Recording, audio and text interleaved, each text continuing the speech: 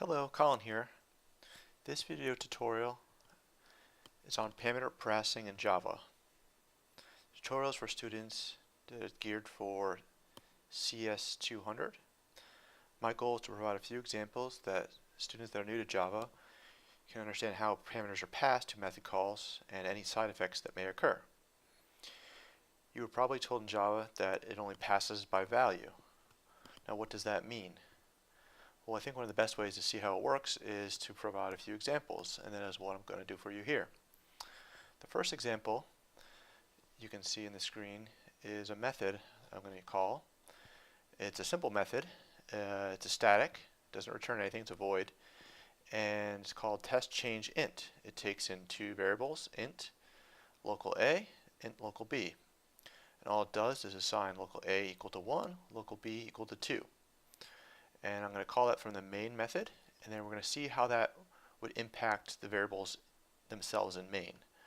So in the main method here, we're defining a variable called a as an int equals 0, int b equals 0, and then we're printing out the values of a and b, and then we're calling that function method called testChangeInt that takes an a and b, and then we're going to print out within main to see what the values of a and b are after this method call. And I'm going to run it here in Eclipse, and then we will see what the results are. And you can see in the bottom here it shows that a equals 0, b equals 0. This is before the function call. Function call occurs, and a and b both still equal 0. So the local method did not change any of the variables at all, so it had no impact whatsoever. So that might be what you would have expected. Now we're going to do another example here. Block out this piece of code. We're not going to be calling this here. And then we're going to uncomment out the second example here.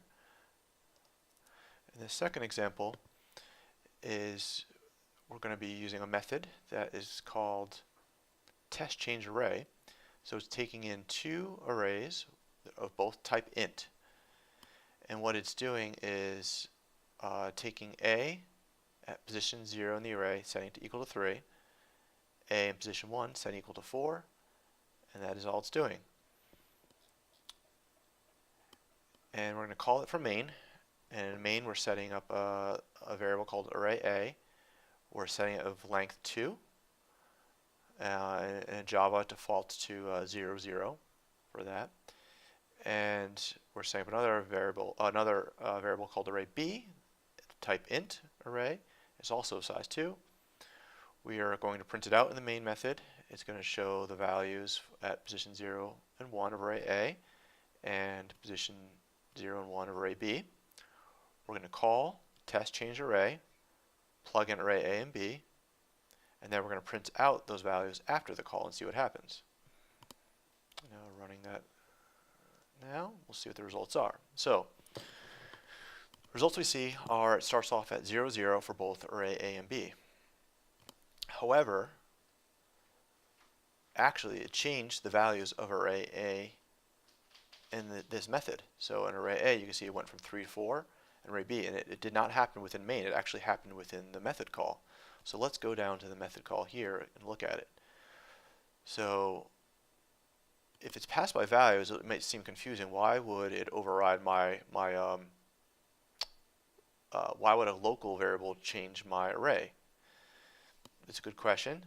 So what it's really doing is it is taking the value of the array reference, putting it in here, and it's pointing to it, but you can actually change the memory location by doing this. So it would actually impact and change the array in main, and that's something that I think some students get confused by. So that's an important thing to note, and I'm going to show a little further example and a third example and what happens here. We're going to create another example. Let me comment out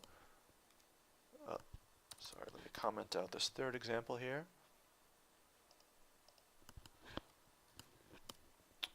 And then this example here is an example that will try to swap values in an array. So let's go down to that method. So in this third example, it's calling the method swap array. It's taking in two variables of type int array, and when setting a temp variable, setting it equal to the object A of array, and then it's setting A equal to B and B equal to temp. So you would think that this would just, from the previous example, you would just be able to swap the array in this way. So let's see what happens here. And I'm going to run it, but before I run it, I'm just going to look through what it's doing in the main. So you're setting up two arrays again, like the previous example, of size 2.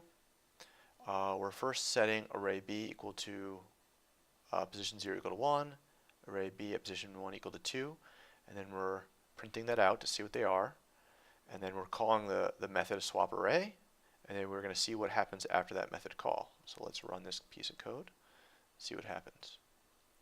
Okay, so if the swap was to work, we would expect the result to come back starting out with, say, array A equals 0, 0, array B equals 1, 2, and then we would expect array A now to equal 1, 2, and array B equal to 0, 0, but that did not happen.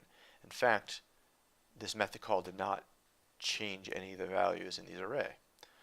So let's go back down to that method and try to understand why. So why it did not swap was because that when we sent this temp variable equal to A, you can think of it as almost a pointer to that object. It refers to that object. Now, when you set A equal to B, that's still just a local thing going on. It's not actually changing any values. You didn't actually overwrite any values. You're just kind of changing pointers. And then when you do B equals a temp, again, it's just changing a pointer, but you didn't actually change anything in any memory address. So this really does not do the swap that you thought it may have done. So in the third example, we're going to actually do a swap, and we'll see how that works. So I'm going to comment out this third example here. Let's comment that out.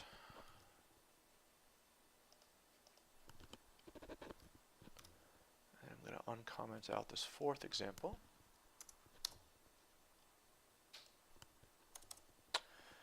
And then we're going to go down to look at what the fourth method is that this fourth example is calling.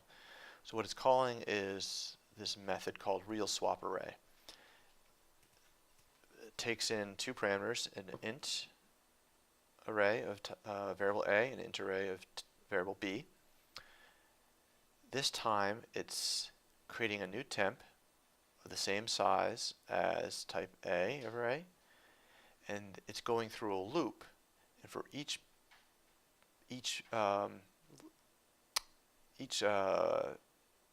point in the array, it's setting that value equal to the value in the array AI. And then it's now taking every value in AI, setting it equal to what's in array B, and then setting B equal for each value in that array for that temp location. So let's see if that actually works. So before we run it, in the main method, we have that we're setting up an array A. It's of length 2, array B of length 2. Just like the previous example, we set array B position 0 equal to 1, array B position 1 equal to 2.